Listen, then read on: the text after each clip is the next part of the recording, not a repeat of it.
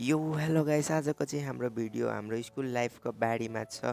So guys, हामीले चाहिँ हाम्रो स्कुल लाइफमा के गऱ्यौँ, कति रमाइलो गऱ्यौँ र कति यसो के गऱ्यौँ, हाम्रो यो स्टोरी सुनिदिनुहोस् होला होइन। यहाँ चाहिँ हामीले लास्ट डे के गऱ्यौँ अनि इमोसनल पनि हो, मोमेन्टहरू छ हाम्रो धेरै नै यहाँ। सो अब हाम्रो चाहिँ स्टोरीतिर लागौँ होइन। यो चाहिँ हाम्रो रियल लाइफको स्टोरी हो। अनि यो चाहिँ म यसो हजुरहरूलाई भन्न चाहन्छु, प्लिज यो होइन स्कुलतिर ट्राई नगर्नुहोस् होला। सो हाम्रो चाहिँ स्टार्टिङ हुन्छ होइन कति 8 क्लासबाट। सो म चाहिँ त्यो स्कुलको पुरानो स्टुडेन्ट थिएँ होइन, मतलब सानैदेखि पढ्थेँ। म सँगसँगै अझै एकजना साथी पढ्थ्यो है। सो साथीको नाम चाहिँ लिदिना होइन, पछि रिभिल गरौँला। सो स्टोरीतिर लागौँ। अनि हामी चाहिँ ऊ इङ्ग्लिस मिडियम पढ्थ्यो होइन, म चाहिँ नेपाली मिडियम। हाम्रो स्कुल चाहिँ सरकारी स्कुल थियो, त्यसमा चाहिँ छुट्टै मिडियम थियो। सो म चाहिँ सुरुमा इङ्ग्लिस मिडियम पढ्छु भन्थेँ होइन। तर 1 हप्ता जति गएँ म इङ्ग्लिस मिडियम, त्यहाँदेखि मलाई यसो हल्का मन उयो लागेन क्या। टिचरहरूले पनि यसो हल्का मलाई नि त्यो टार्गेटमा राख्ने क्या, तर भाइ नेपाली मिडियमको इङ्ग्लिस मिडियममा आइस यताउति भन्थ्यो होइन। सो म चाहिँ त्यो इग्नोर हान्ने अलिक टाइम बसेँ। पछिबाट चाहिँ म अब यसो नेपाली मिडियममै बस्छु भनेर नेपाली मिडियममा एडमिसन गरेँ।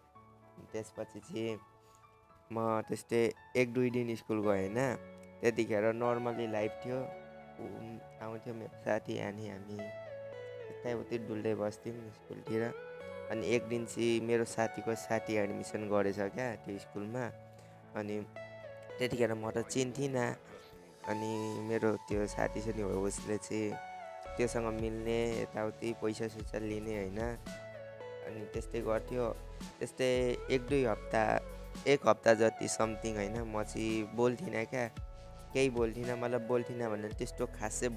अनि एक दिन चाहिँ बोल्यौँ क्या। अनि त्यसपछि हामी बोल्दै गयौँ। अलिक टाइम पछि हल्का नर्मल्ली साथी हुन्छ नि, यसो हल्का मिल्ने यताउति। सो त्यस्तो टाइपको भयौँ। अनि त्यो मेरो पुरानो साथी भन्दा नि त्यो साथीसँग अब यसो हल्का धेरै उयो भयो क्या, के भन्छ नि त्यो, अब बुझ्नु नि, त्यो धेरै उयो क्लोज भयो।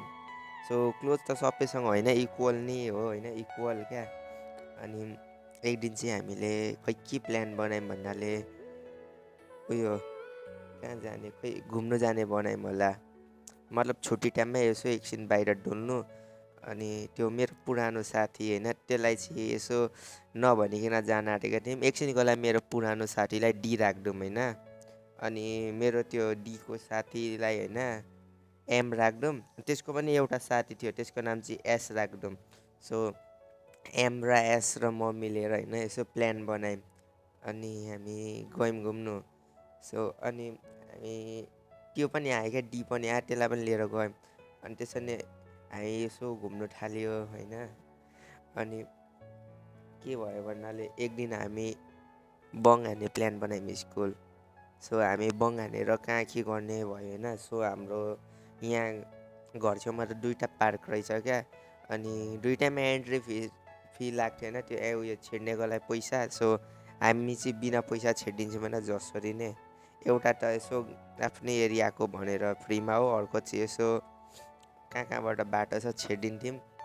सो त्यो आफ्नै एरियाकोमा चाहिँ त्यस्तो खासै केही छैन होइन, त्यो अर्कोमा चाहिँ पैसा लाग्नेमा चाहिँ हल्का धेरै नै चिजहरू थियो। सो अनि हामी चाहिँ गयौँ क्या, त्यता जङ्गल पनि छ नि त फेरि। अनि हामी घुम्नु गयौँ। अनि त्यहाँ चाहिँ यसो हामी घुमियो, रमाइलो गऱ्यौँ। त्यतिखेर हामी 4-5जना गयौँ। अनि हामी त्यस्तै कतिचोटि बङ हान्यो स्कुल। अनि क्लासमा पनि यसो हामीलाई क्या उयो भन, क्लासको हुन्छ नि त्यो, अब को केटीहरू त्यो हर स्कुलमा हुन्छ, अब त्यो केटीहरूले सुनाइदिने यसले बङ हान्यो यताउति। अनि त्यतिखेर चाहिँ हाम्रो क्लास टिचर एउटा मिस हुनुहुन्थ्यो है। सो मिसलाई त हामी ढुर बनाइदिइहाल्थ्यौँ। अनि त्यसरी नै हामीले कतिचोटि ढुर बनायौँ, कतिचोटि एस र मैले बङ हान्यौँ भने एस र म चाहिँ लास्टै मिल्ने क्या, क्लासमा ओभर खतरा मिल्ने। एक दिन चाहिँ म एसकोतिर गएँ होइन। एसको घर चाहिँ फेरि मेरै मामा घर छेउनेरि रहेछ, मलाई चाहिँ त्यो थाहा रहेन रहेछ।